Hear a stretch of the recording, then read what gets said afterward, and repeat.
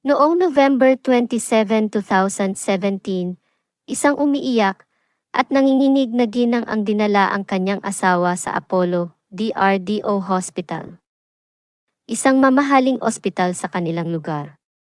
Kailangan nitong maipagamot ang nasirang mukha ng kanyang asawa. Na-admit ito sa isang emergency ward. Pagkatapos, tinawagan niya ang kani-kanilang mga kapamilya upang ipaalam ang nangyari. Agad namang nagsidatingan ang kanilang mga kamag-anak sa ospital. Lahat sila ay nagulantang sa nangyari sa asawa nito. Hindi na halos makilala ang mukha ng lalaki dahil ito ay nakabalot ng bendahe. May suot pa itong oxygen mask. Wala itong suot na pang-itaas kaya kita rin ang pinsala nito sa may lieg at balikat. Umiiyak na isinalaysay ng ginang ang nangyaring sakuna sa kanyang asawa. Ating alamin ang masaklap na nangyari sa biktima ng krimeng ito. Welcome to Pinoy Crime Journal. Dito sa ating channel, susuriin natin ang mga totoong kwentong krimen na gumimbal sa iba't ibang panig ng mundo. Mula sa mga headline-grabbing cases hanggang sa mga hindi pa nare-resolbang krimen, hihimayin natin ang bawat detalye, bawat saksi, at bawat ebidensya. Samahan ninyo akong alamin ang katotohanan sa likod ng mga krimen na ito. Don't forget to subscribe and click the notification bell para hindi ninyo ma-miss ang kahit isang episode. Simulan na natin ang paglalakbay sa mundo ng krimen. Ito ang Pinoy Crime Journal.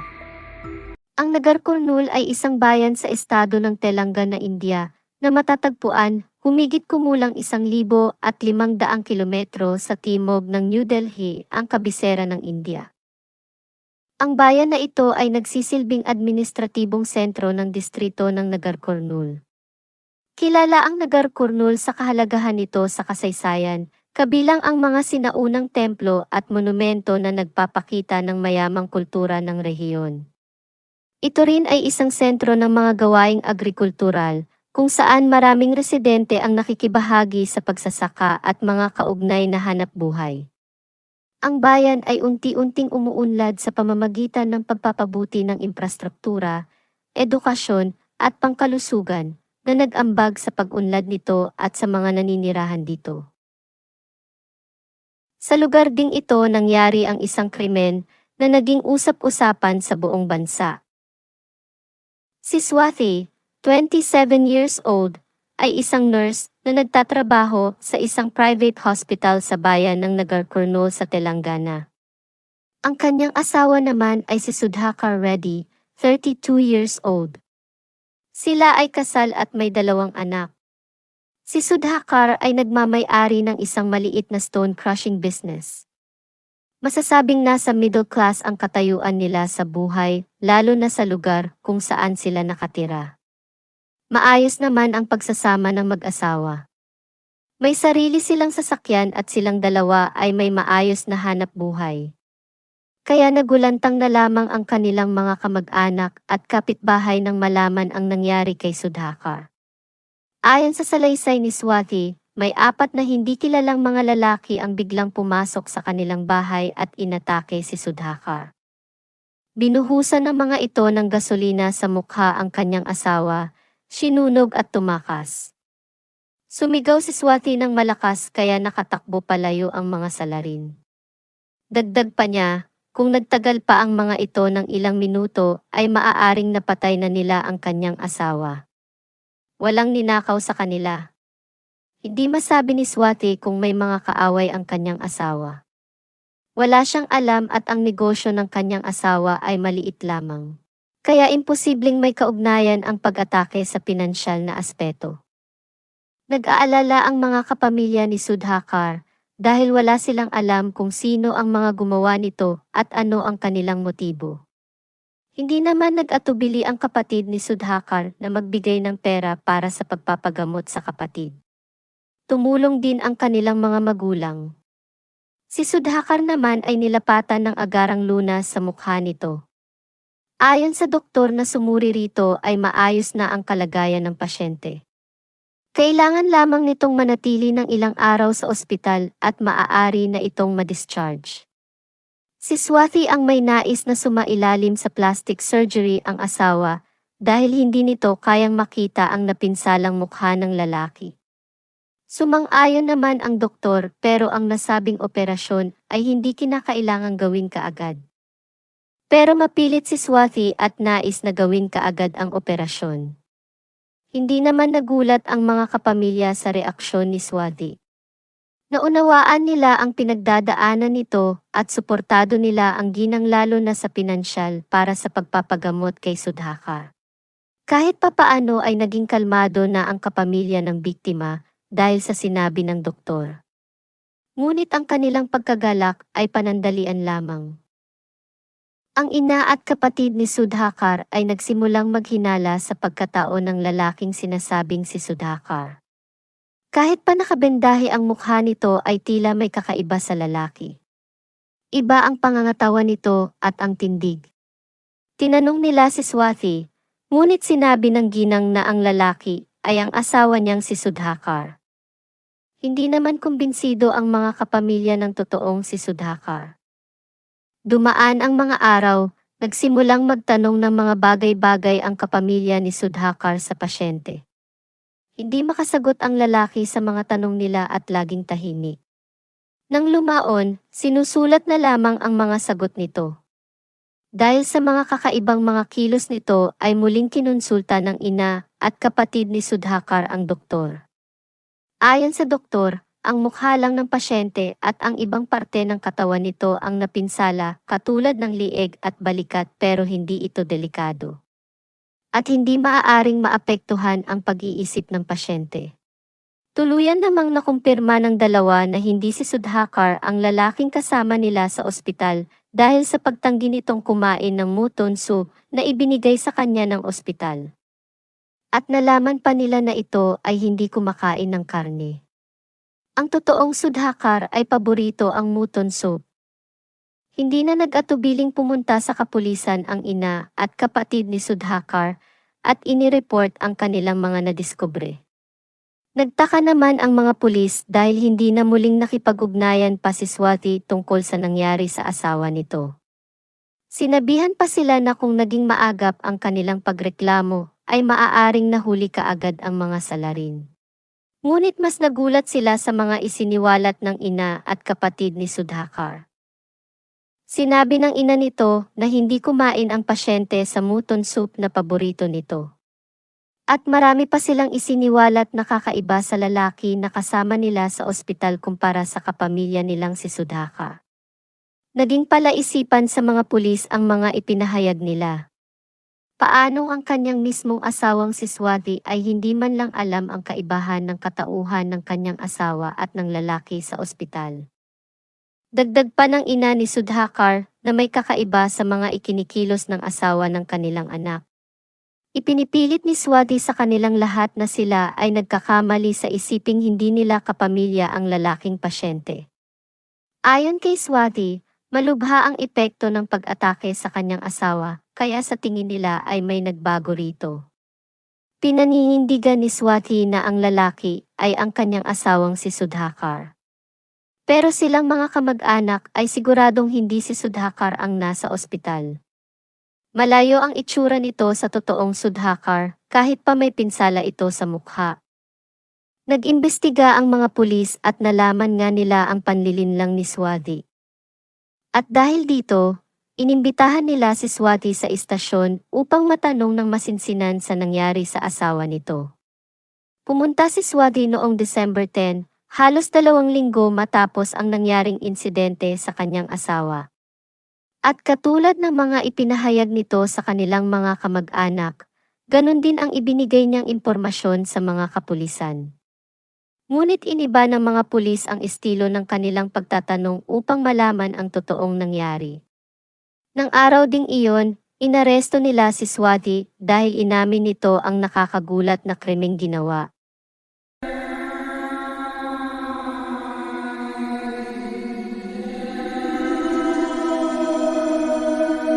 Mga ilang araw bago nangyari ang krimen, nakita si Swati ng ilan sa kamag-anak ni Sudhakar na nakasakay sa isang kotse kasama ang isang lalaki.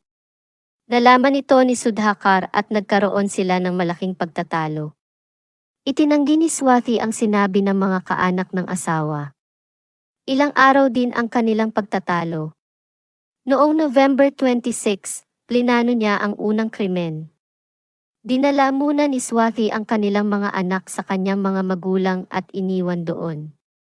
Nang dumating si Sudhakar ng gabing iyon, wala siyang kaalam-alam sa panganib na naghihintay sa kanya. Pagkarating sa bahay, hinampas ang kanyang ulo ng isang bagay na yari sa bakal. Nawalan ng malay si Sudhakar sa lakas ng pagkahampas sa kanya. Nang magising, sinabihan siya ni Swati na nahulog lamang siya sa kama, kaya masakit ang kanyang ulo na pinaniwalaan naman kaagad ni Sudhakar. Tinawagan ni Swati ang isa sa mga kamag-anak ng kanyang asawa na si Arvind. Dinala nila sa ospital si Sudhakar upang maipagamot. Nakauwi naman sila kaagad ng gabing iyon.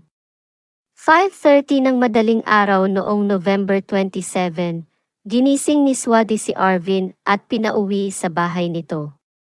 Pagkatapos, nagpadala siya ng mensahe sa kanyang kalaguyo sa cellphone at sinabihang pumunta sa bahay nito. Agad na dumating ang lalaki. Mahimbing na natutulog si Sudhakar nang binigyan ng anesthetic injection ni Swati ang kanyang asawa. Pagkatapos, ay pinukpok nila ng bakal ang ulo ni Sudhakar. Nilagyan pa ng unan ang mukha ni Sudhakar upang masigurong patay na ito dahil hindi ito namatay sa unang ginawang paghampas sa ulo nito. Binalot nila ang katawan ng bedsheet. Dinala nila ang biktima sa isang liblib na lugar sa kagubatan ng Nawabpet. Ito ay 150 kilometro ang layo mula sa Nagarkurnool. Binuhusan nila ang bangkay ng gasolina pagkatapos ay sinunog. Ibinaon nila sa lupa ang katawan bago tuluyang umalis. Pagkabalik sa bahay, sa permiso ng kanyang kalaguyo, gumamit ng petrol spray si Swati sa mukha ng lalaki at sinunog ito. Naghintay lamang siya ng sapat na pagkasunog sa mukha nito bago nagsisigaw upang makuha ang atensyon ng mga kapitbahay. Ang kanyang kalaguyo ay nagngangalang Rajesh Ajakolu. Nasa kustodiya naman ng mga pulisya si Rajesh noong December 14 pagkatapos nitong ma-discharge sa ospital. Naantala ang pagdala sa kanya sa police station dahil nagkaproblema sa pambayad sa ospital. Itinigil ng mga kamag-anak ni Sudhakar ang pagtulong sa bayarin sa ospital nang mabunyag ang nangyaring krimen. Dinala ng mga pulis si Rajesh sa crime scene at sa lugar kung saan nila itinapon ang bangkay ni Sudhakar. Na-recover sa kagubatan ang isang syringe, iron rod, crowbar at tiyoni na ginamit sa pagpatay. Sa karagdagang investigasyon ng mga pulisya, napakarami nilang natuklasan sa dalawang akusado. Nalaman nilang nagsimulang nakipagkita sa isang physiotherapist si Swati nang makaramdam ng pananakit sa likod 2 taon na ang nakaraan. Hinahatid pa siya ni Sudhakar sa tuwing may appointment. Ngunit, naging abala si Sudhakar sa kanyang negosyo at hindi na naihahatid pa ang asawa sa mga appointments nito. Kaya naman naisip ni Swati na pwede namang pupunta na lang ang therapist sa bahay nila para doon gawin ang paggamot sa kanya. Habang wala si Sudhakar sa kanilang bahay, laging pumupunta ang therapist sa bahay nilang mag-asawa.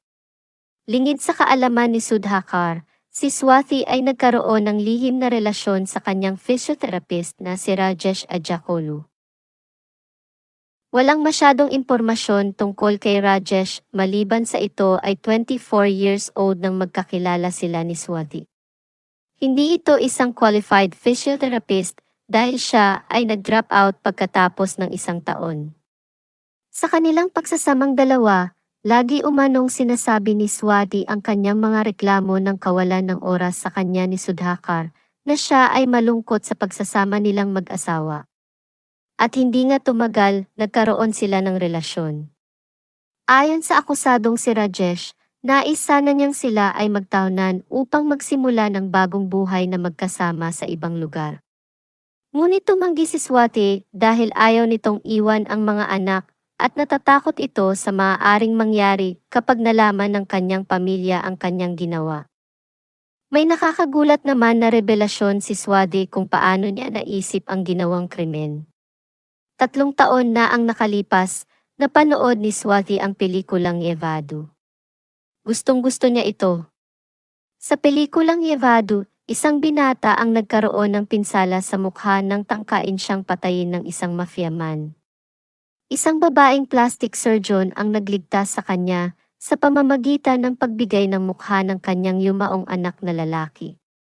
Isang tao ang namatay at ang isa ay nagsimulang mabuhay gamit ang kanyang mukha dahil sa plastic surgery. Sa plano ni Swati, kapag nagaya na kay Rajesh ang mukha ni Sudhakar, lilipat sila sa Pune kasama ang kanyang mga anak at mamumuhay ng masaya habang buhay. Ngunit hindi niya naisip na ang kanyang plano ay mabibigo. Na ang nakikita sa pelikula ay kalimitan imposibleng nangyayari sa totoong buhay. Ipinahayag din ng mga pulisya na kinuhanan nila ng fingerprint si Rajesh bago pa mahuli si Swati. Bumisita sila sa hospital habang wala ang ginang. Ito ay nagpunta sa kanyang mga magulang upang bisitahin ang kanyang mga anak. Kinuhanan nila ang lalaki ng fingerprint gamit ang isang electronic fingerprint scanner. Gagamitin nila ang nakuhang fingerprint upang maihambing sa isang biometric database na ginagamit sa bansang India. Ang mga tao sa India ay gumagamit ng isang Aadhaar card. Ito ay isang biometric identity document. Isang mandatoryo ang pagkuha ng Aadhaar card dahil kailangang ilink ito sa mga bank accounts at mobile SIM cards.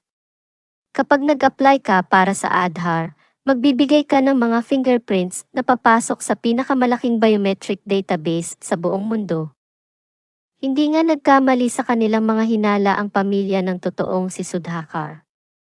Nakumpirma ng mga pulisya na ang lalaki sa ospital ay hindi si Sudhakar Reddy. Ayon naman sa doktor sa pasyente, na nasa 30% ang pinsala sa mukha nito at medyo mababaw lang ito. Ang doktor ang nagkumpirma na petrol spray ang ginamit sa mukha ng pasyente. Hindi rin ito kailangan ng plastic surgery tulad ng nais ni Swati. Napag-alaman din na para hindi magkaroon ng malubhang pinsala sa mukha ni Rajesh, nilagyan niya ng makapal na cream ang mukha at naglagay ng plaster sa mga labi nito bago ginamit ang petrol spray. Sa makatuwid, detalyadong plinano nila Swati at Rajesh ang ginawang krimen. Hindi matanggap ng mga kapamilya nila Swati at Sudhakar ang ginawa ng ginang. Itinakwil si Swati ng mismong kanyang mga magulang. Talagang nasaktan sila ng husto sa ginawa nito. Gumawa pa ng isang symbolic funeral ritual ang ama ni Swati. Para sa kanila, patay na ang kanilang anak. 8 buwan matapos makulong si Swati, ang local court ay binigyan ang ginang ng pagkakataon na makapagpiyansa. Walang miyembro ng pamilya ang nagpunta para sa kanya, at kahit 10 araw na ang lumipas, nanatili pa rin siya sa bilangguan. Sa wakas, inilipat siya ng mga otoridad ng distrito sa isang women's shelter sa Mahbubnagar dahil natatakot sila na kung makalabas siya sa kulungan, baka may umatake o manakit sa kanya. Sinabi ng mga opisyal na may ilang outsiders na unang lumapit upang mag-ayos ng piyansa para kay Swati, ngunit tumanggi siya na tanggapin ito sa pag-asang may miyembro ng kanyang pamilya na magpapiyansa sa kanya upang makalabas siya ng kulungan.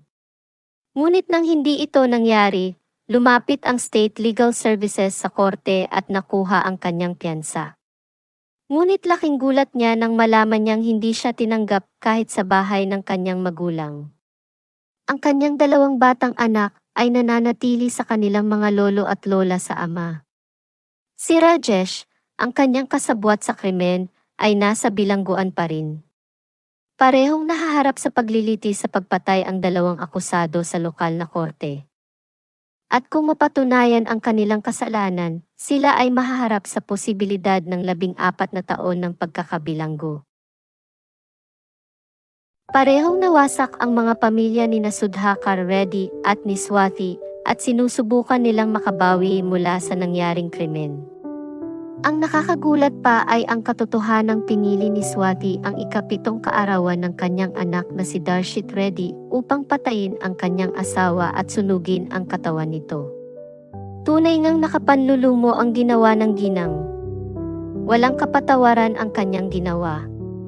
Kinitil niya ang buhay ng asawa para sa kanyang pansariling kaligayahan kasama ang kanyang kalaguyo. Kahit ano pa ang pagkukulang ng mag-asawa sa isang relasyon, walang karapatan ang sinuman sa kanila ang kumitil ng buhay. Maraming salamat sa inyong panunood dito sa Pinoy Crime Journal. Kung nagustuhan ninyo ang episode na ito, huwag kalimutang magbigay ng komento at i-share sa inyong mga kaibigan. Tandaan, mag-ingat at manatiling mapagmatsyag. Muli, ito ang Pinoy Crime Journal. Hanggang sa susunod na episode, paalam at magandang araw sa ating mga taga-subaybay.